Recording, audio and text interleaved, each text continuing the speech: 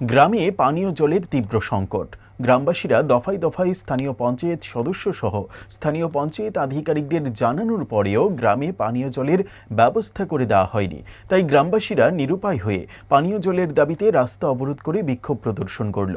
এই ঘটনা কৈলাসহরের লক্ষ্মীপুর গ্রাম পঞ্চায়েতের ভাঙ্গা এলাকায়।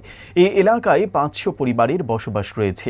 অবরোধকারীরা জানালো যে যতক্ষণ পর্যন্ত সংশ্লিষ্ট দপ্তরের আধিকারিকরা অবরোধস্থলে এসে পানীয় জলের স্থায়ী সমাধান না করবেন ততক্ষণ পর্যন্ত রাস্তা অবরোধ প্রত্যাহার করা হবে না। আমরা এখানে জল নাই 3 মাস থাকি, আমরা জল পাই না। সাপ্লাই অলরেডি আছে, আমরা কোনো জল পাইতেছি না। আমরা কল করলে এটা নষ্ট এখন পর্যন্ত এইচএম সাহেব এটা দেখতে দেন না। আমরা এখানে জলের খুব সমস্যা, এটা টিপ কলও নাই। এটা কোন জায়গা? এটা কুবজার বাঙ্গা। কোন গ্রাম পঞ্চায়েত? লক্ষ্মীপুর গ্রাম পঞ্চায়েত। কত নম্বর ওয়ার্ড? 2 নম্বর ওয়ার্ড।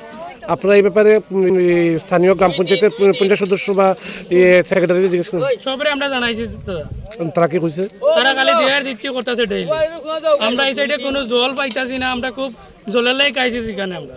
সিজা ইনস্টিটিউট অফ কিডনি সায়েন্সেস কিডনির জটিল রোগের চিকিৎসার জন্য এক উৎকৃষ্ট প্রতিষ্ঠান, যেখানে উত্তর পূর্ব ভারতের প্রথম এবিও অসামঞ্জস্য কিডনি প্রতিস্থাপন এবং মৃত ব্যক্তির কিডনি প্রতিস্থাপন করা হয়। এখানে 115টিরও বেশি কিডনি প্রতিস্থাপন এবং উত্তর পূর্ব ভারতের সবচেয়ে বেশি হিমোডায়ালিসিস করা হয়েছে এবং এই সংখ্যা দিন দিন বাড়ছে। সিজা institute of kidney sciences Tripura সরকার সহ অরুণাচল প্রদেশ, মেঘালয়, মিজোরাম, মণিপুর এবং নাগাল্যান্ড সরকার দ্বারা স্বীকৃতি প্রাপ্ত।